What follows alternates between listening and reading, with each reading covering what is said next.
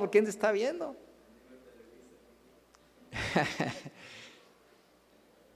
El asunto es que hay otros sacrificios,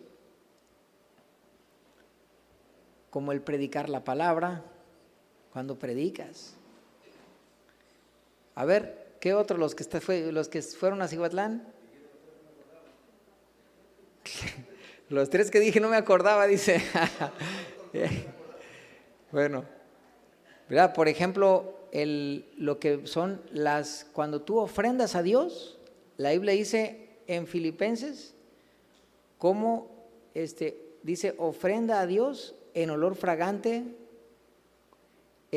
por causa de cuando uno ofrenda. Cuando ayudaron a Pablo en sus necesidades, dice, esto es olor fragante a Dios. Porque las buenas obras, aunque no somos salvos por las obras, pero nuestras obras en Cristo dan gloria a Dios, y es en olor fragante a Dios todo lo que hacemos. A veces el cristiano dice, no, pues yo ya soy salvo por obra, yo no voy a hacer nada ya. Y esos eran los nicolaitas, una secta que se desvió del propósito, y eso está, nicolaísmo ahí por todos lados. La gente ya no quiere hacer nada.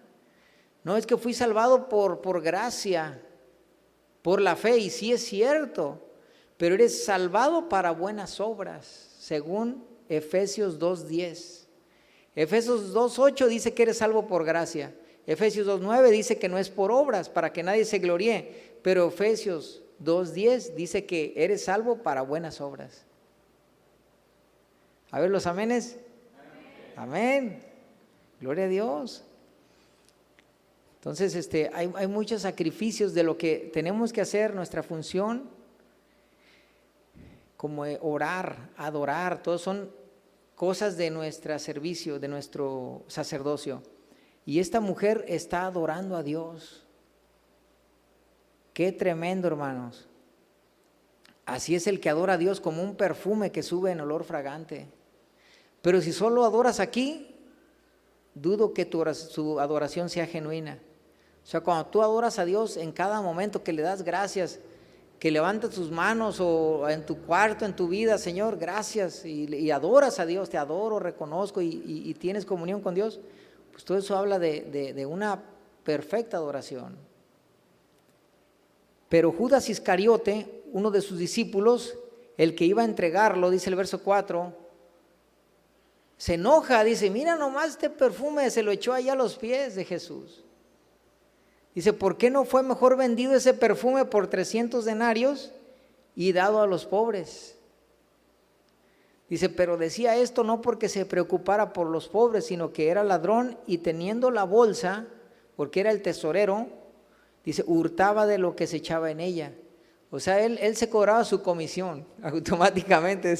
Lo que entraba decía él, quién sabe cuánto, decía, tanto es para mí, y él agarraba de la bolsa, sustraía, era ladrón. Y fíjate que en primer lugar, donde quiera que se encuentra un verdadero adorador, se van a levantar los opositores, los criticones, los que se le oponen. Se levanta un David y Saúl lo va a perseguir. Se levanta precisamente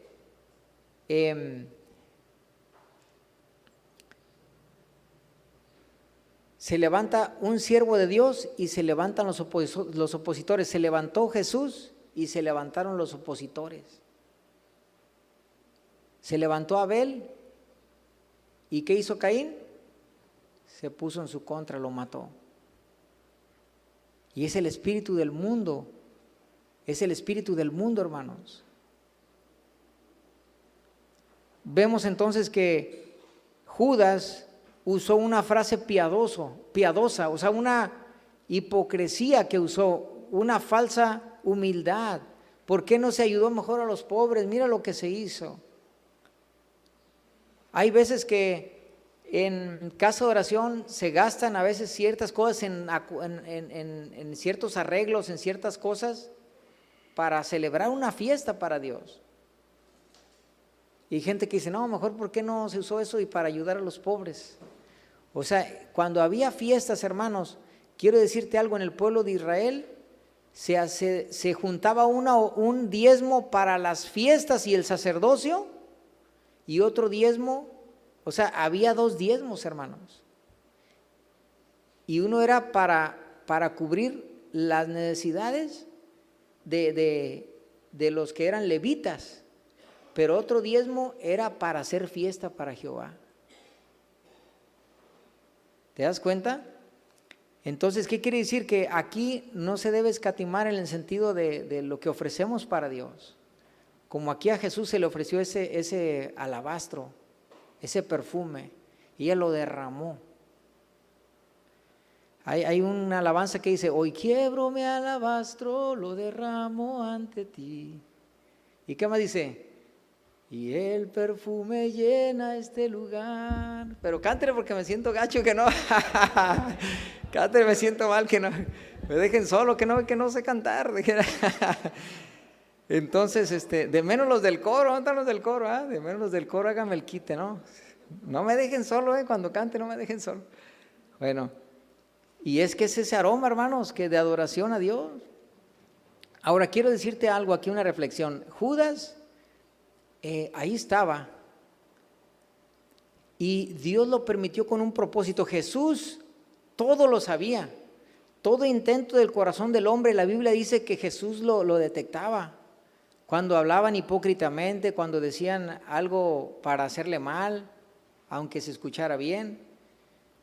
Y a veces le hacían preguntas a Jesús como para exaltar su sabiduría, pero no, querían ponerle una trampa. Y Jesús sabía el corazón de las personas, y Jesús sabía también sobre Judas. Tanto que Él les dijo: uno de ustedes es un diablo. ¿Se acuerdan cuando le dijo: lo que has de hacer, hazlo pronto? Jesús ya sabía la traición de Judas. La Biblia profetiza la traición de Judas. En los Salmos dice que el que comía conmigo, habla de que lo traicionó. Porque la vida de Jesús se va profetizando, o se va dando testimonio de la vida de Jesús a lo largo del Antiguo Testamento, proféticamente. O sea, lo que iba a suceder con Jesús. Entonces Jesús, ¿por qué permitió esto? Porque Judas tenía su papel de traición, y porque tenía que comprobarse algo. Jesús aceptó a Judas y le dio el mismo cariño, trato y amor que le dio a los demás. Las mismas palabras, la misma comprensión. Él lo envía también, le da la autoridad. Inclusive era administrador. Y todo eso prueba, hermanos, que la palabra de Dios a unos, dice la Escritura, los cimienta, los edifica, pero a otros la roca, que los cimienta, a otros la roca los hace tropezar, porque tropiezan en la palabra siendo desobedientes, dice la Escritura. Eso lo dice en Primera de Pedro, capítulo 1. Cómo la roca, que es Cristo, hace tropezar. Capítulo 1 o 2, me corrige, ahí lo puede buscar entre el capítulo 1 y capítulo 2. Y habla de esa roca que hace caer al ser desobedientes, hermanos. Y Judas decidió, sabía quién era Cristo y vio todas las señales y todo, pero él fue desobediente. Y él tropezó en la palabra. Y vemos cómo el engaño que había en su corazón, dice la Escritura en el capítulo 13, más adelante, que Satanás entró en él. Verso 27, Satanás entró en él. O sea, Satanás es padre de mentira. Y en Judas había engaño, hermanos. Vemos que la influencia de Satanás llegó a tal que Satanás entró en él. Poco después vendería a Jesús por 30 monedas de plata, traicionaría a Jesús. Qué tremendo. La Biblia habla también en Hechos 5:3 acerca de Ananías y Zafira, un matrimonio que vivía en la iglesia naciente del libro de los Hechos. Después de que Jesús resucita, surge la iglesia, los creyentes en comunidad, y unos creyentes empiezan a ser engañados por Satanás. Satanás, dice la Biblia, llenó su corazón. Hechos 5:3. Y Pedro le reclamó porque quisieron engañar a la iglesia hipócritamente. Y Pedro les dice, ¿por qué llenó Satanás tu corazón? Llenar habla de cuando algo se atiborra, está repleto. Llenar Satanás, dice, ¿por qué llenó Satanás tu corazón? Para que mintieses al Espíritu Santo y sustrajeres del precio de la heredad. Lo que sucedió aquí es de que ellos fueron alimentando una idea y Satanás fue llenando su corazón. Mira, todos estamos expuestos a la tentación, estamos expuestos a los ataques del diablo. Pero Dios nos llama, hermanos, a hacerle frente, a resistir, de acuerdo a la palabra, a mantenernos firmes, a mantener una vida para Dios. ¿A quién estamos sirviendo? ¿A quién queremos agradar? Y cuando tú tienes tus motivos claros, no te vas a extraviar, porque tú quieres servir al Señor, quieres agradar al Señor. Entonces todo lo que vaya en contra, pues lo vas a ir detectando y vas a luchar contra eso y vas a pelear contra eso. Una amargura, una falta de perdón, un resentimiento, a la avaricia, ante cualquier cosa que Satanás quiera sembrar, a lo mejor te marea un poquito, pero finalmente tus motivos son claros. Porque los motivos de Judas eran otros, hermano. No era exaltar a Jesús, no era vivir para Jesús. Entonces, cuando tus motivos son el Señor y tú vives para la gloria de Él, tú no te vas a extraviar. Así te llegues a caer como Pedro. Pedro se cayó y reconoció y volvió al redil. Y Judas no. Judas se suicidó. Entonces vemos que, hermanos, tenemos que tener cuidado de los engaños del diablo y debemos de esclarecer nuestros motivos. ¿Por qué estamos aquí en la iglesia? ¿Por qué servimos a Jesús? O sea, no venimos para rellenar un hueco en nuestra agenda. Venimos porque el Señor es lo más importante de nuestras vidas. Estamos aquí como instrumentos de Dios para ser usados, para ser formados, forjados por la palabra de Dios, para entender nuestro papel en este mundo. Estamos aquí para ser llenos, pero del Espíritu Santo, no del engaño de Satanás. Porque Satanás va a sembrar y va a empezar a querer meter. Si mete una avaricia, ahí va a estar queriendo llenar. Y mientras tú estés recibiendo, o que te ponga algo contra un hermano para que tú estés resentido, y va a estar, ¿y qué hizo esto? ¿Y qué hizo aquello? ¿Y qué hizo? Y te va a llevar hasta los chismosos. Mira, fíjate que a mí me hizo, y va a estar ahí alimentando algo en tu corazón, y se va a estar llenando de amargura, de resentimiento. Y así obra Satanás, mueve sus hilos, hace sus cosas para llenar el corazón de las personas, para engañarlos. Dice, ¿por qué llenó Satanás tu corazón? O sea, uno es responsable cuando uno permite que ciertas cosas estén entrando en la vida de uno. Cuando tú sabes que eres un templo y que tú eres el sacerdote, tú debes de ver en tu corazón qué intenciones, qué pensamientos, qué cosas no dan gloria a Dios y que no corresponden a un templo santo del Señor.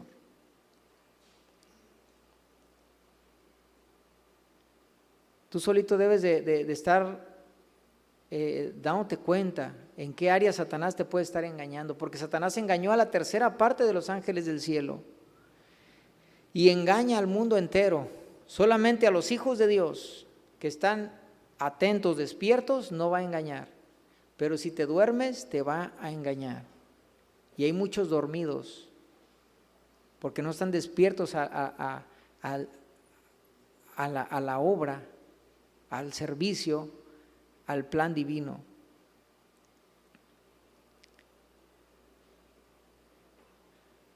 Satanás no puede poseer a un cristiano, pero sí pudo entrar en Judas porque no había rendido su corazón a Dios. Satanás no puede poseer a un cristiano, pero sí puede engañarlo si se deja el cristiano, si baja la guardia. Dios nos da varios elementos para no ser engañados por el diablo y uno es la palabra.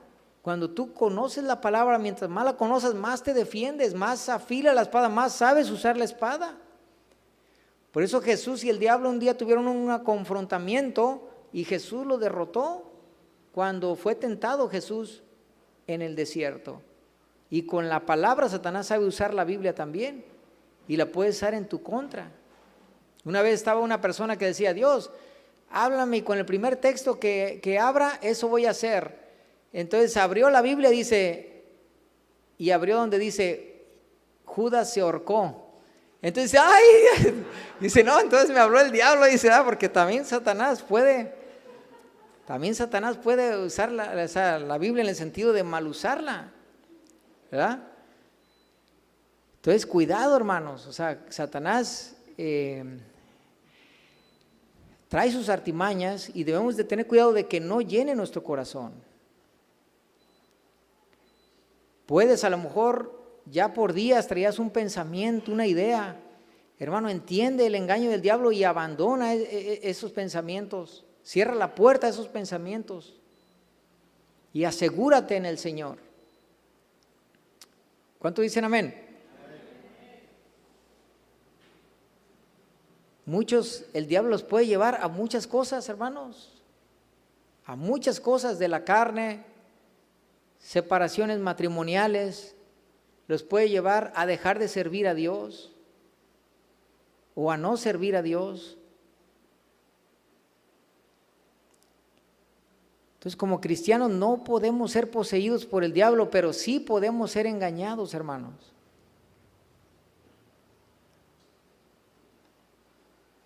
Dice el verso 7, entonces Jesús le dice a Judas que quería que se vendiera mejor el perfume. Dice: no, pero pues, ¿por qué se desperdició? Era un acto de adoración para Jesús y Jesús lo vio bien.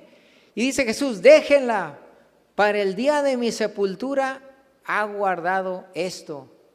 Fíjate, como diciendo, era algo que ella tenía muy especial, como un tesoro ese perfume, y decidió hacerlo justo antes de la sepultura de Jesús o de la muerte de Jesús. Porque a los pobres siempre los tendréis con vosotros, pero a mí no siempre me tendréis. Entonces el hecho que ella eso haya hecho fue un acto de bendición y adoración a Jesús. ¿Y saben quién? Solamente ella pudo anticiparse a la muerte de Jesús, porque ningún otro pudo prepararse para lo que venía. Solamente ella. Fue la única, hermanos. Y es un reflejo de un verdadero creyente, de un verdadero cristiano, de un verdadero convertido.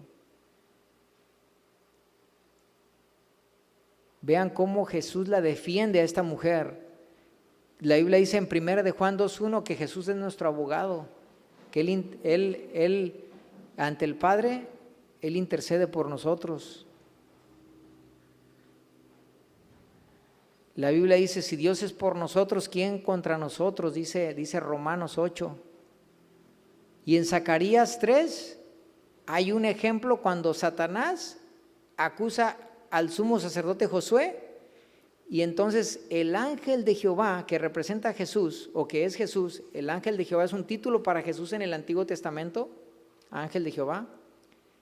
No que Jesús sea un ángel, sino que es uno de los títulos, como muchos títulos que tiene Jesús, y es uno de los títulos porque aparecía como en forma de ángel, y en esa forma Él se aparecía y hacía muchas cosas en el Antiguo Testamento, como cuando apareció a Josué, el que llevó a la tierra prometida, y apareció con una espada desenvainada. Y entonces Josué le dice: oye, ¿tú eres de los de nosotros o eres nuestro enemigo? Porque lo vio con la espada.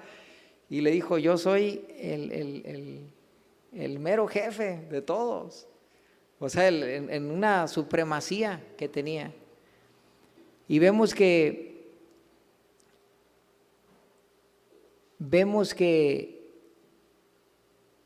le defiende el ángel de Jehová a Josué, el sumo sacerdote. O sea, como intercesor, como mediador. Y dice el verso 9 que una gran multitud de judíos supo que estaba ahí y fueron no solo por causa de Jesús, sino también para ver a Lázaro, a quien había resucitado de entre los muertos. sea, porque se dieron cuenta del milagro y era un milagro tremendo porque ya tenía varios días de muerto.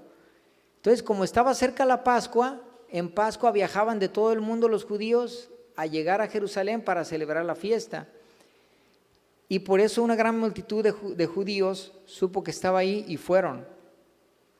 Y querían ver a Lázaro también resucitado. Dice el verso 10, por ello los principales sacerdotes resolvieron matar también a Lázaro. Fíjate, Lázaro, ¿qué tenía la culpa? Y ahí vemos el complot asesino, porque de Jesús en su idea religiosa podían decir, bueno, es que él blasfema. En su idea religiosa pueden decir, bueno, es que dice que es igual a Dios, porque todo el tiempo nos dice, yo soy el agua de vida, yo soy el pan de vida. El yo soy, usa el nombre de Dios y se hace igual a Dios. Y dijo que la honra que es para Dios también deben de dársela a Él. Eso dice el capítulo 5, que todos honren al Hijo como honran al Padre, o sea, la misma honra para los dos, para el Padre y para el Hijo. O sea, eso es el nivel divino de Jesús. Un nivel plenamente divino que merece adoración y honra. Entonces, ellos podían justificar el asesinato de Jesús dentro de su religiosidad oscura, pero ¿qué tenía que ver Lázaro? O sea, ¿qué mal o qué pecado había hecho Lázaro? Y ellos también resolvieron matar a Lázaro, porque como estaba ganando muchos adeptos, veían que había resucitado. Imagínense que la gente supiera, no, pues que aquí en Jaluco hubo un resucitado, no, pues la gente va a empezar a venir hasta de Miami, de todos lados van a querer venir, o de todo el mundo para saber, oye, ¿cómo que resucitó alguien? A ver, y se van a querer venir. Y ¿sabe qué? No, pues empezó la fama de la resurrección y esto se puso tremendo. Los judíos tuvieron celos, dijeron, no, mira, se están desviando, vamos a matar también a Lázaro, porque por causa de él, de la resurrección de Lázaro, muchos de los judíos iban y creían en Jesús. Qué tremendo, porque ahí estaba Jesús con él y iban, y al ver al resucitado veían al que lo resucitó y veían las obras, las palabras, y la gente creía. Sabemos esa ceguera, la dureza del corazón de los principales sacerdotes. Vemos cómo se estaban hundiendo en un pecado mayor cada vez al conspirar contra la vida de otros. Qué tremendo, hermanos. Y termino con este pasaje. Vamos a dejar una pequeña parte, pero vamos a terminar otro pasaje del capítulo 12, del verso 12 al 36. Porque aquí vemos a Jesús y vemos los gentiles que le comenté, los que no eran judíos, ahí los vemos aparecer. Dice que al día siguiente una gran multitud que había llegado de la fiesta, porque iban a la fiesta de la Pascua y habían llegado, porque acuérdense que dice que faltaban 6 días, pero aquí al día siguiente ya faltaban 5 días.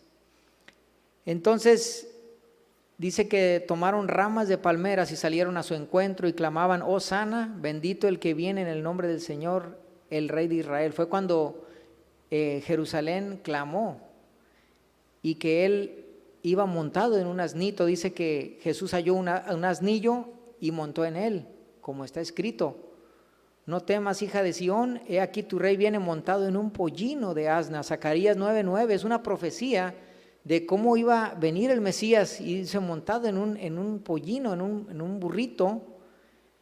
Y vemos también Salmo 118:26 con respecto al que viene en el nombre del Señor. Entonces es un cumplimiento profético. Cuando tú ves el Nuevo Testamento y ves los evangelios, pon mucha atención, porque a medida que Jesús va desarrollando su vida, va cumpliendo cosas del Antiguo Testamento. Y la misma Biblia te va diciendo, y hay Biblias que tienen referencias para decirte en qué pasaje estaba escrito la profecía de lo que está cumpliendo. En este caso, montado en su burrito y la gente recibiéndolo y bendiciendo, y de hecho citaron ese pasaje de Salmo 118, bendito el que viene en el nombre del Señor. O sea, la gente misma con palmas en sus manos recibió a Jesús como Mesías.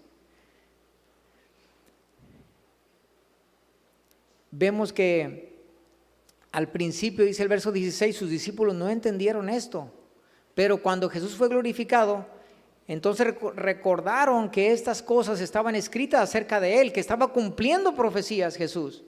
Jesús a cada paso de su vida va cumpliendo profecías. Por eso la Biblia es un libro profético y es la prueba profética que estábamos estudiando los miércoles, así como hay pruebas históricas y arqueológicas, y que hay pruebas contundentes de la veracidad de la Biblia.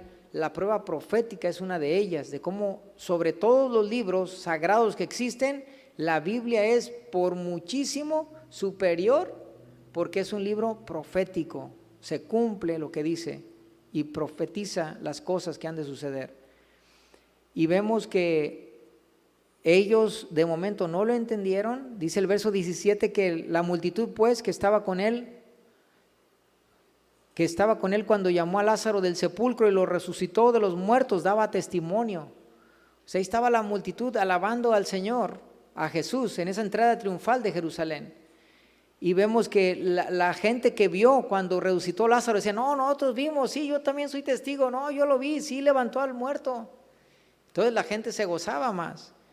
Por eso también salió a su encuentro la multitud, porque oyeron que él había hecho esta señal de resurrección.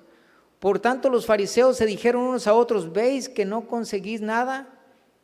He aquí el mundo va tras él, como diciendo, ya hay que matar a Jesús. Entonces los que subían a adorar en la fiesta, había algunos griegos, o sea, unos que no eran judíos, porque los judíos tenían prosélitos, que eran discípulos que no eran judíos, eran griegos, eran gente interesada en el judaísmo y en las cosas de Dios, pero que no eran de sangre judía. Y acuérdense que los judíos eran muy celosos en ese aspecto. De hecho no podían ni entrar al templo, podían ir a Jerusalén, pero no podían entrar al templo porque no eran judíos. Y vemos que esto se le acercaron a Felipe, porque Felipe tiene nombre griego. Felipe, aunque es judío, tiene nombre griego. Dice, y le rogaban diciendo, Señor, deseamos ver a Jesús. Y Felipe va y se lo dice a Andrés. Y Andrés y Felipe van y se lo dicen a Jesús. Y fíjate que sucede algo con Andrés, porque Andrés, siempre que se le ve en la Biblia, siempre está llevando a alguien a Jesús. Es algo tremendo, hermanos.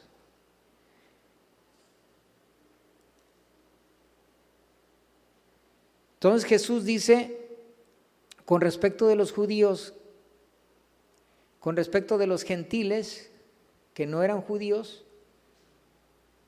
le dicen a Jesús, oye, los gentiles también te están buscando. Jesús ya había hecho manifestaciones a los gentiles, por ejemplo, al romano que le sanó su criado, al centurión, a la sirofenicia también, que no era de la nación judía. Y Jesús fue misericordioso y trajo a la samaritana. Fíjense qué tremendo. Pero vemos entonces que con respecto aquí a los que no son judíos, responde Jesús y dice, en verdad os digo, a menos que el grano de trigo caiga en la tierra y muera, queda él solo, pero si muere lleva mucho fruto. O sea, ellos pensando, no, era que los gentiles, que si les das chance pues para que también te sigan, los gentiles querían verlo. Entonces Jesús nos da aquí una señal para todos y nos dice, mira, respondiendo al asunto de los gentiles, Él habla de su muerte, de que si el grano de trigo no muere, no lleva fruto. Es decir, tú puedes hallarte una semilla entera y mientras no muere y se quebra, no va a salir la plantita.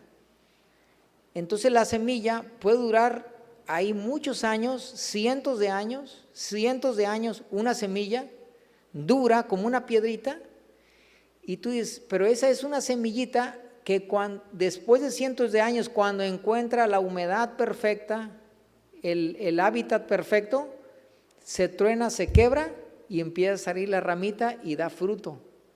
¿Y qué genera? Un árbol que da muchas más frutos y semillas. Y eso es lo que está hablando acerca de Jesús. Fíjate cómo explica. Dice, el que ama su vida la pierde, y el que aborrece su vida en este mundo la guardará para vida eterna.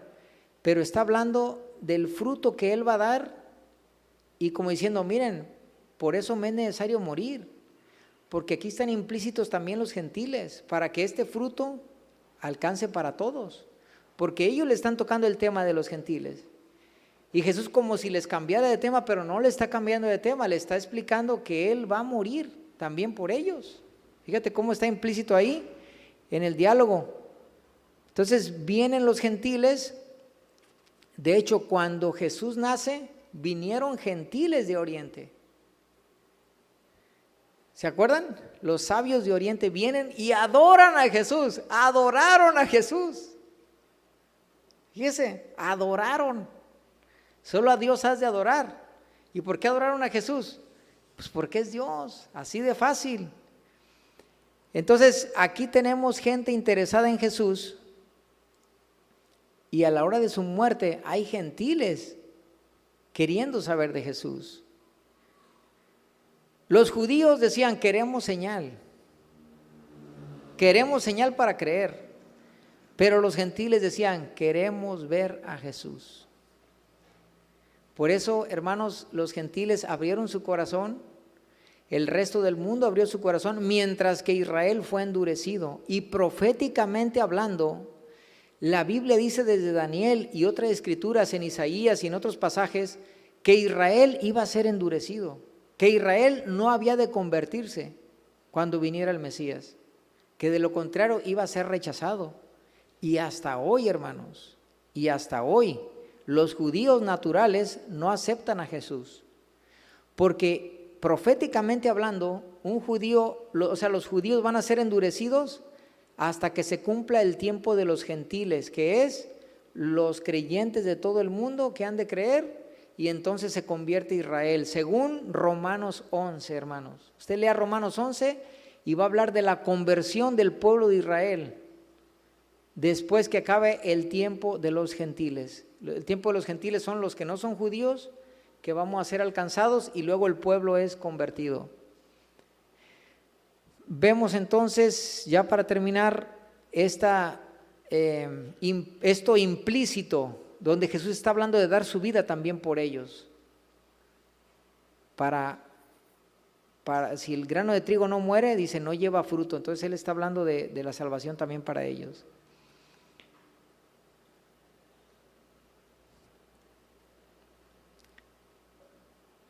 Cada vez que se halla Andrés en el Evangelio de Juan, siempre está trayendo a alguien a Jesús. En el capítulo 1 del 40 al 42, en el capítulo 6 del 8 al 9, y aquí en el capítulo 12, verso 22. O sea, es un ganador de almas. Usted debe de convertirse en un Andrés. ¿Y sabe qué? Otro de los sacrificios del Nuevo Testamento es predicar el Evangelio, ganar almas, hermanos. O sea, como sacerdotes, ganar almas.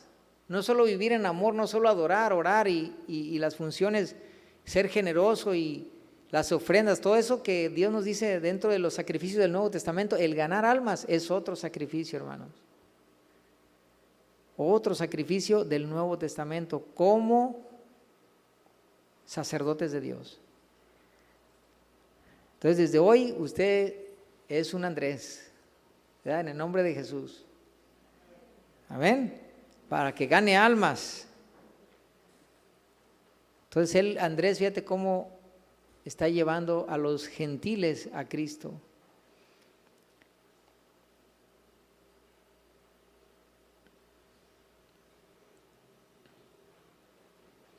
Cristo tenía que ser levantado por todos, hermanos, y levantado se refería a su muerte, levantado en la cruz.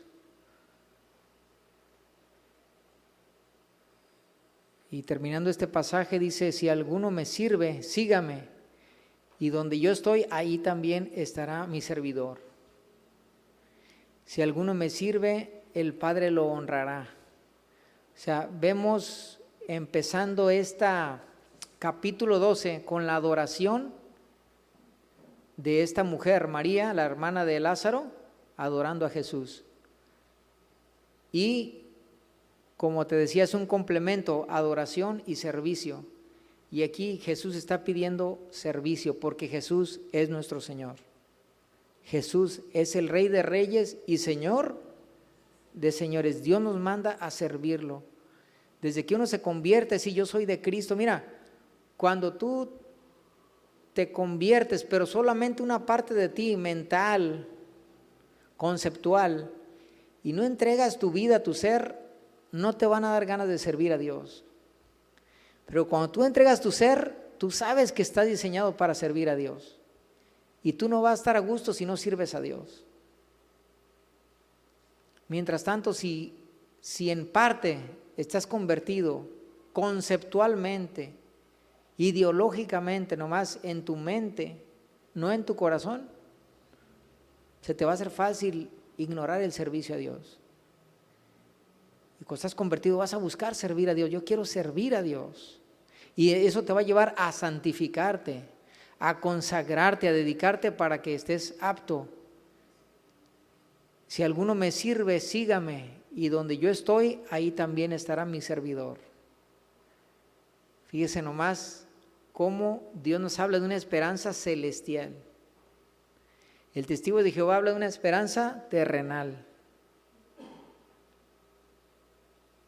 Y Dios nos llama una esperanza, ¿cómo? Donde yo estoy, ¿qué? También ustedes estarán. ¿Cuántos dan gloria a Dios? Y dice, y el Padre lo honrará. Ahora está turbada mi alma, ¿y qué diré? Padre, sálvame de esta hora, mas por esto mismo llegué a esta hora. Como diciendo, de ningún modo voy a negarme al servicio que voy a dar a Dios, de dar mi vida. Padre, glorifica tu nombre. Entonces vino una voz del cielo, lo he glorificado y otra vez lo glorificaré. Lo he glorificado y otra vez lo glorificaré. Entonces la multitud que estaba presente escuchó esa voz y decía, ¿qué habrá sido eso? ¿Un trueno? Otros decían, un ángel que le ha hablado, porque oyeron una voz del cielo. O sea, Dios no solamente habló cuando Jesús fue bautizado, este es mi Hijo amado. No solamente habló cuando estaban en el Monte Santo, donde también el Señor dijo, este es mi Hijo amado. Cuando estaba Pedro, Juan y Jacobo, los tres más cercanos a Jesús. Y aquí vemos hablando a Dios una tercera vez, antes de ser muerto, diciendo, lo he glorificado, o sea, su nombre, porque el Hijo dice, glorifica tu nombre, y Jesús dice, y Dios dice, lo he glorificado y lo volveré a glorificar, porque iba a ser Jesús resucitado. La multitud que estaba presente, escuchando, decía, bueno, ¿qué pasó aquí, verdad? Entonces Jesús tomó la palabra y dijo, esta voz no ha venido por causa mía, sino por causa de ustedes, o sea, para que crean. Ahora es el juicio de este mundo, ahora será echado fuera el príncipe de este mundo. Y yo, cuando sea levantado en alto sobre la tierra, a todos atraeré a mí mismo. O sea, ve cómo él hablaba de su crucifixión, ser levantado, porque iba a ser puesto en alto en esa cruz, y hablando de una vez que iba a ser muerto, dice a todos. Ahí acuérdense que el diálogo está implícito, los gentiles que querían acercarse a Jesús. Pero dice Jesús, tranquilos, ya cuando yo muera, o sea, todos van a ser alcanzados. O sea, todos aquí implica judíos y gentiles. No necesariamente todas las personas, porque no todos le aceptan, pero aquí todos es judíos y gentiles. Muy bien, entonces vamos a continuar para la próxima semana,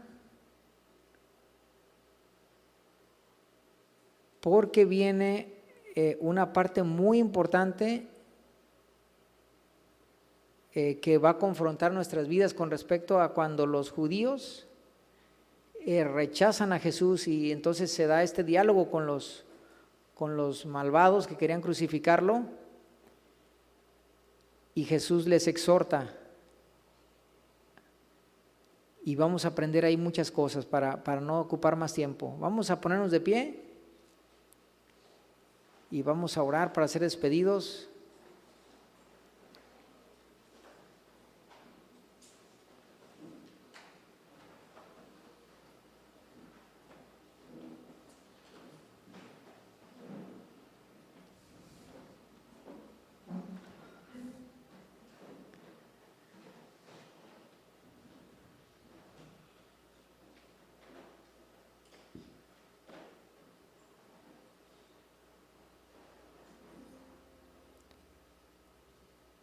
Hay mucho que aprender, hermanos. Hay mucho que disponernos, que Dios haga la obra en nosotros. Cierre sus ojos. Piense cómo cada uno de los hombres de Dios fue transformado. ¿Quiénes eran antes de conocer a Dios?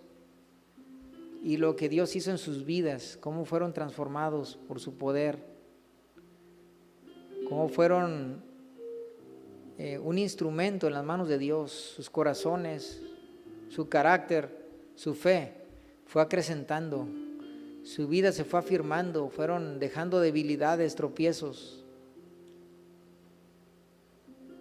En el Antiguo Testamento vemos más, hay ejemplos fuertes, abundantes, pero el Nuevo Testamento es ya un reflejo de Cristo en nosotros. Porque hubo personas en el Antiguo Testamento que retrocedieron, pero en el Nuevo Testamento, hermanos, Cristo en nosotros es esa plenitud que lo que llevó fue a creyentes, a convertir a personas simples en creyentes extraordinarios. La vida de Pablo, la vida de cada creyente, de Pedro, los discípulos, cómo iban acrecentando, los seguidores, Felipe, Esteban, cómo fueron acrecentando, porque estaba la obra plena de Jesús y del Espíritu Santo. Ya no había oportunidad para regresar hacia atrás, sino solamente crecer, y así debe ser su vida. Una vez que llega Jesús a nosotros, solamente nos espera un crecer, un desarrollo espiritual, una madurez espiritual, un convencimiento pleno de la obra de Dios, una entrega completa al Señor, frutos que se van dando. Jesús no murió en vano, fue para alcanzar una generación perdida, perversa, una generación que éramos los caídos, los pecadores, pero que fuimos alcanzados para ser primicias de sus criaturas, hijos de Dios sin mancha, herederos de su reino, para ser pueblo santo, pueblo celoso, gente con una nueva identidad, con un nuevo corazón, gente transformada por su poder, con verdaderos cambios y la llenura del Espíritu Santo, para ya no volver atrás, para ya no pensar en el pasado, para ya no aferrarnos a la vida pasada, para sepultar lo antiguo, para dejar ahora que el Espíritu, su obra y su palabra hagan de nosotros una nueva criatura, una nueva persona en Cristo, hechos a la imagen del Hijo de Dios. Dios nos llama a permanecer. Hay muchas personas que se descuidan, su vida espiritual, que se duermen, que no están dispuestos a permanecer firmes porque su corazón es malo, no se ha entregado al Cordero, no se ha entregado a Jesús. Pero hoy estamos convencidos de su amor, de su obra, y estamos convencidos de que Dios quiere un corazón como el de María, la hermana de Lázaro. Un corazón que aprende a reconocer la grandeza de Jesús, la obra de Jesús, la divinidad de Jesús, y que podamos estar a sus pies, que podamos estar reconociendo su poder, que es creador, que es a la imagen de Dios, que es sublime, admirable, que en Jesús está también la paternidad. Como dice la profecía, que el Mesías será llamado Padre Eterno, Dios fuerte, porque nadie hay como Él que no sea en esa divinidad, el Padre, el Hijo, el Espíritu Santo. Y vemos la grandeza de Cristo, y Dios no solo espera la adoración, también espera el servicio que representa a Marta,